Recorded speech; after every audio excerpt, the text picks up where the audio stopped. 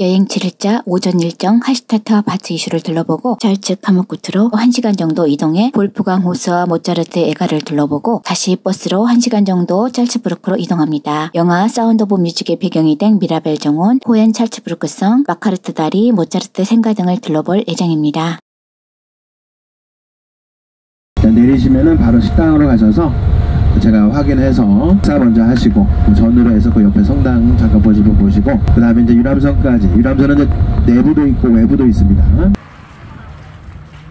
점심 식사를 위해 찰츠 카모쿠트구의 아름다운 마을 장크트 길겐에 도착했습니다. 마을의 이쁜 노란색 교회 바로 옆 건물 마을 입구에 있는 카페의 벽에 예쁜 여인의 그림이 그려져 있는 카페 나넬에서 오스트리아 마차염 순위채를 점심 식사로 먹었습니다. 모차르트의 누이 안나의 애칭이 나넬이라고 하네요. 장크트 길겐은 볼프강 호수를 접하고 있는 곳입니다. 모차르트 어머니의 고향으로 어린 모차르트가 마차를 타고 이곳을 착혼했다고 합니다. 찰츠 카모쿠트 호수 지역은 유럽 유명 인사 들의 별장이 많으며 장크트 길겐은 전 독일 수상 헬무트 콜의 별장에 있는 곳으로 과거부터 볼프강 호수는 정치가들의 피난처였다고 합니다.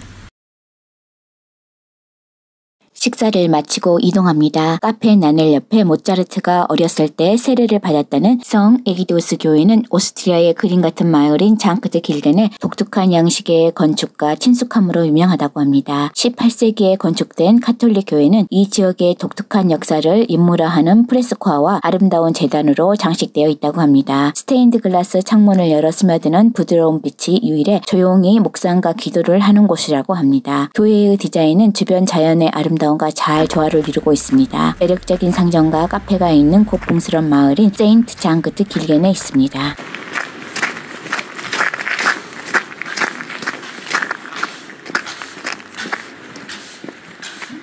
성 에기디오스 교회를 지나면 탁 트인 알프스 산맥을 배경으로 세계 2차 대전 희생자를 기리는 기념비가 있습니다. 장크트 길겐에는 모차르트의 어머니가 태어난 모차르트 애갓집이 있는데 먼두제 거리를 따라 걷다 보면 애갓집이 나옵니다. 모차르트의 누나 나넬은 결혼 후 이곳에서 살았다고 합니다. 현재는 박물관으로 나넬이 사용했던 악기, 유품 등을 전시하고 있는 모차르트 하우스 박물관으로 이용되고 있습니다.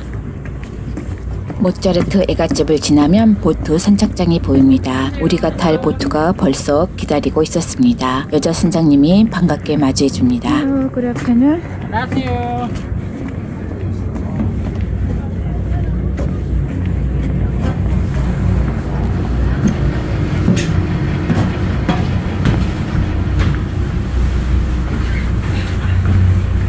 코로나의 선장으로서 안내인으로서 이 배의 선원들을 대표하여 여러분을 환영합니다.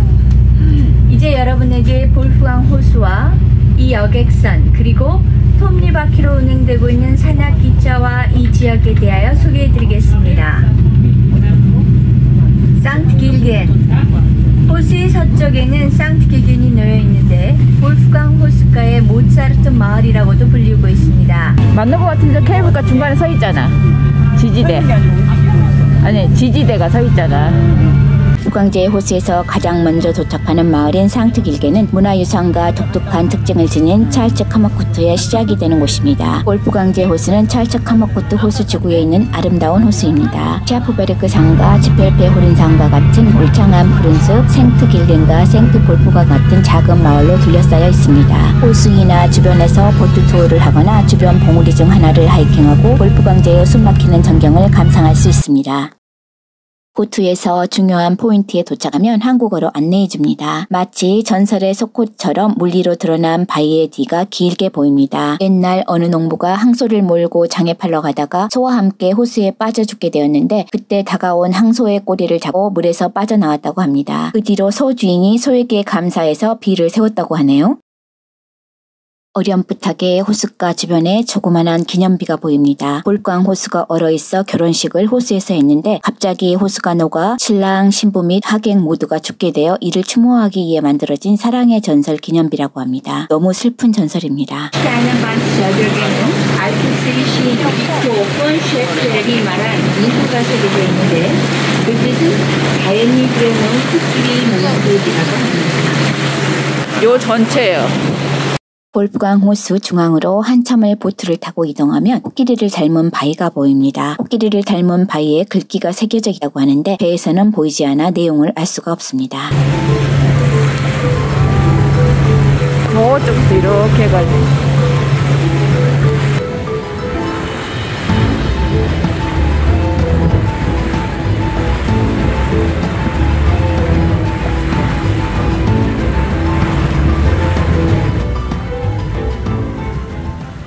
북광제 호수에서 가장 먼저 도착하는 마을인 상트길게는 문화유산과 독특한 특징을 지닌 찰츠 카마쿠트의 시작이 되는 곳입니다. 볼프강제 호수는 찰츠 카마쿠트 호수 지구에 있는 아름다운 호수입니다. 샤프베르크 산과 지펠페호른 산과 같은 울창한 푸른 숲, 생트길겐과 생트볼프강 같은 작은 마을로 둘러싸여 있습니다. 호수이나 주변에서 보트 투어를 하거나 주변 봉우리 중 하나를 하이킹하고 볼프강제의 숨막히는 전경을 감상할 수 있습니다.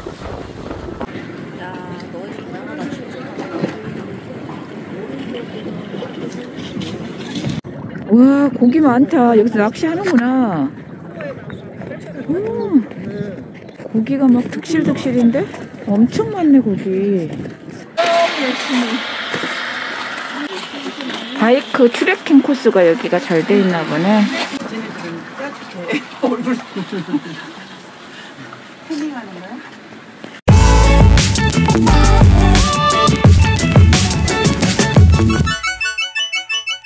장례식을 몇 사람만, 가족만 슈테판 성당에서 치렀습니다.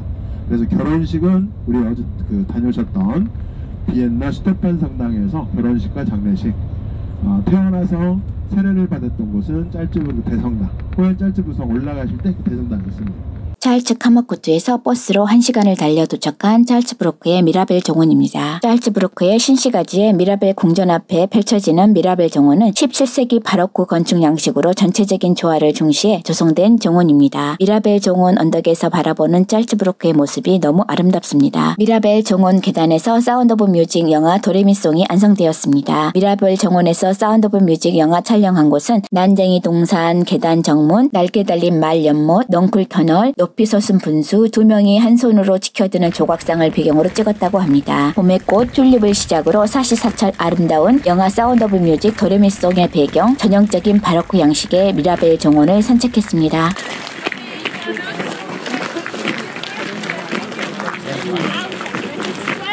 미라벨 대정원 분수 포토존에서 바라보는 호엔 찰츠부르크 성이 너무 멋있습니다. 이곳에는 큰 분수 페가수스 분수가 있는데 분수 주변으로 어린이들이 돌면서 도레미송을 부르는 사운드 오브 뮤직 영화가 촬영했던 것으로 유명합니다. 1913년 카스파르 글라스가 작업한 청동말 조각상에 있는 페가수스 분수대입니다.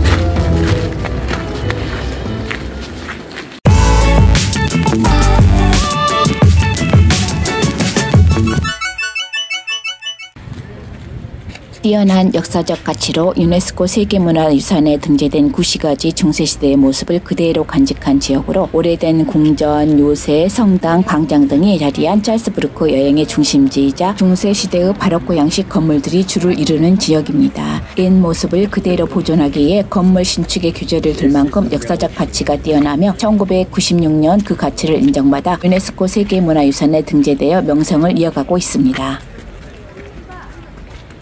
미라벨 정원을 산책한 후 걸어서 마카르트 다리에 도착합니다. 잘잘강을 가로지르는 다리로 아름다운 풍경과 어우러진 수많은 자물쇠가 걸린 구시가지와 신시가지를 잇는 도보로만 이용할 수 있는 보행자 전용 다리이기 때문에 안전하게 휴식과 산책을 즐길 수 있으며 강과 주변 마을이 어우러지는 아름다운 풍경을 전망할 수 있어 많은 관광객들의 사랑을 받고 있는 곳입니다. 소원과 사랑의 증표를 걸어두는 다리로 긴 다리를 따라 걸린 자물쇠는 산책하면서 구경하는 재미를 더하는 것 같습니다. 세계 각국의 연인들이 찾아와 걸어놓은 자물쇠부터 자신의 소원을 적은 자물쇠까지 수많은 자물쇠가 다양한 의미를 간직한 채 걸려있는 것을 볼 수 있습니다. 거기 원소도 알려주세요.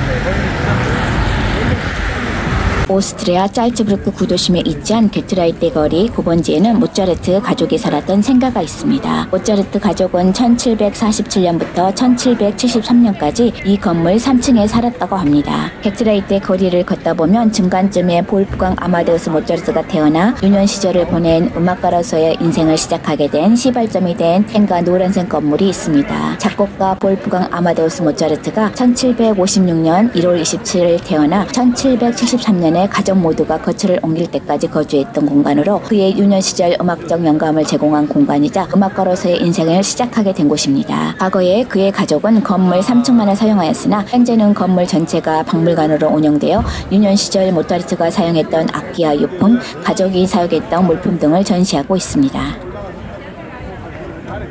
찰츠부르크의 매력 중에 하나가 게트라이트가세 거리입니다. 이 거리는 과거 소금 무역을 하던 쇼핑거리였다고 합니다. 지금은 명품 쇼핑거리로 이 거리의 특징은 상점마다 간판이 철로 상점 특징을 만들어 놓은 것입니다. 게트라이트가세의 간판거리는 춤추는 간판을 보면서 하늘을 보며 걸으며 즐거운 여행을 해보기를 추천합니다. 지금도 중세시대 양식을 그대로 따르고 있는 짤츠부르크의 명물 간판들이 즐비한 게트라이트가세의 간판거리를 걸어갑니다.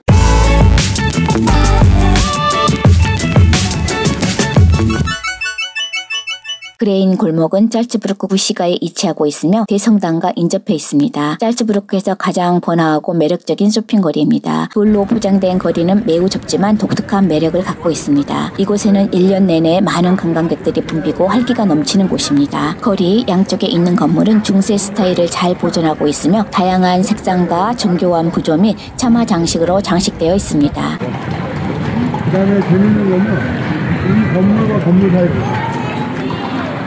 지붕이 있고 작은 쇼핑센터 어느 정도 용의 인공비 같은 다 가글이가지고 다 보이는. 그래서 나는 결혼을 해야 되는데 집이 없는 거예요. 청년이. 각 건물의 외관에는 건축 연도가 명확하게 적혀 있으며 각 기업마다 고유한 아름다운 간판들이 금속으로 제작되어 눈길을 사로잡습니다. 독일어를 모르는 관광객들이 자신의 제품을 이해할 수 있도록 많은 상점에서 간판에 상징적인 제품 패턴을 추가하였다고 합니다. 철제 간판이 아름다운 골목골목 풍경입니다. 이 거리 상점에는 다양한 제품이 있고 섬세하게 배열된 진열창도 아름답습니다. 그레인 앨리에는 많은 음악가들이 방문했던 헤르츠 레스토랑과 유명한 모차르트 구겔의 본고장인 카페, 콘디토라이, 프루스트 등 많은 레스토랑과 카페가 있어 지나가는 사람들의 입맛을 사로잡고 있습니다.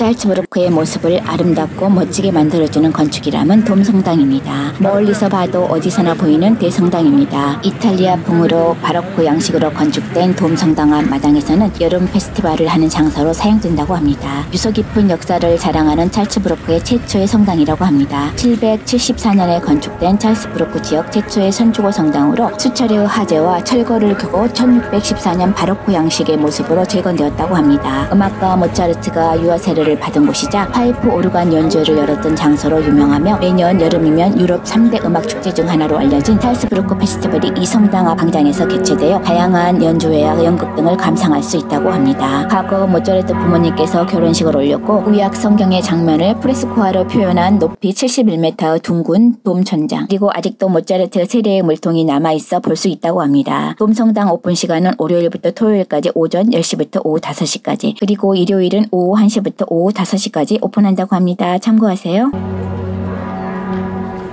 카피텔 광장은 18세기에 제작된 우물과 다양한 조형물이 자리한 광장으로 체스를 둘 수 있는 광장 바닥 체스판이 있는 찰스부르크 대성당 앞에 자리한 작은 규모의 광장입니다. 광장에는 금빛 원형 조형물이 있고 건축가 프란츠 안톤 단라이터가 대주교의 의뢰를 받아 18세기에 제작한 우물, 말 모양의 분수대 등이 자리에 기념사진을 남기기 좋으며 광장에 마련된 대형 체스판에서 체스를 두며 즐거운 시간을 보내기도 좋은 곳입니다.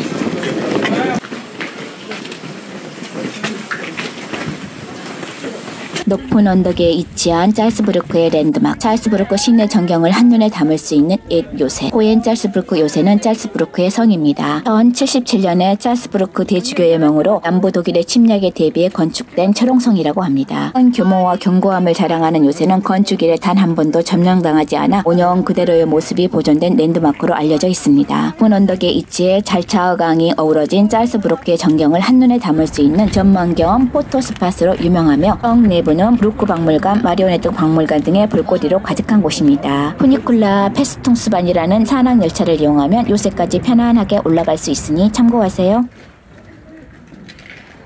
중세시대의 성 중에서도 유럽 최대 규모로 꼽히는 호엔 찰스부르크 성의 내부를 둘러보며 렉퉁 감시탑에 오르면 찰스부르크의 아름다운 전경이 눈앞에 펼쳐집니다. 성에는 찰스부르크 마리오네트 극장의 인형들이 전시된 마리오네트 박물관을 비롯해 총 3곳의 박물관이 자리 잡고 있습니다. 여름철에는 다양한 문화행사가 개최된다고 합니다. 메닌스베르크 산 동쪽 끝에 자리 잡고 있는 호엔 찰스부르크 성은 찰스부르크 올드타운에서 걸어서 멀지 않는 곳에 있습니다. 10분에 한 번씩 출발하는 케이블카를 타면 몇 분 안에 성에 도착할 수 있습니다.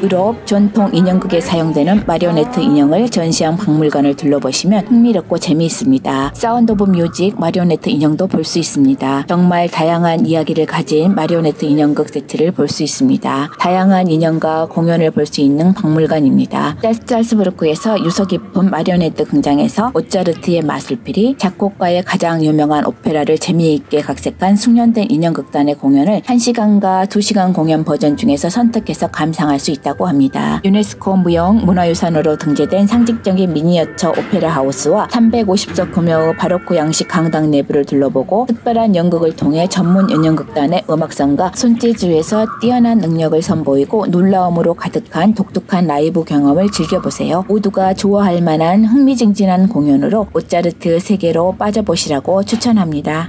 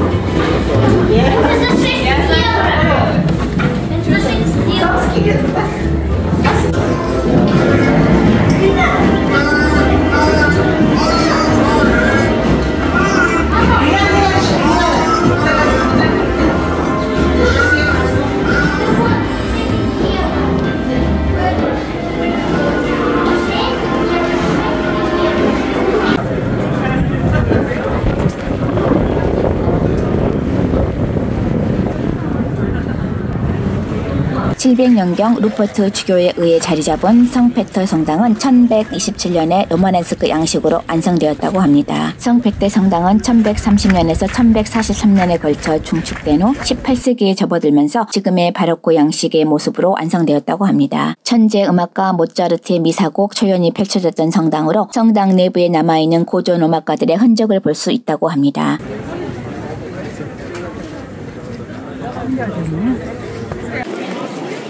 여기가 오리지널이라고 그랬지? 오리지널. 모차르트 오리지널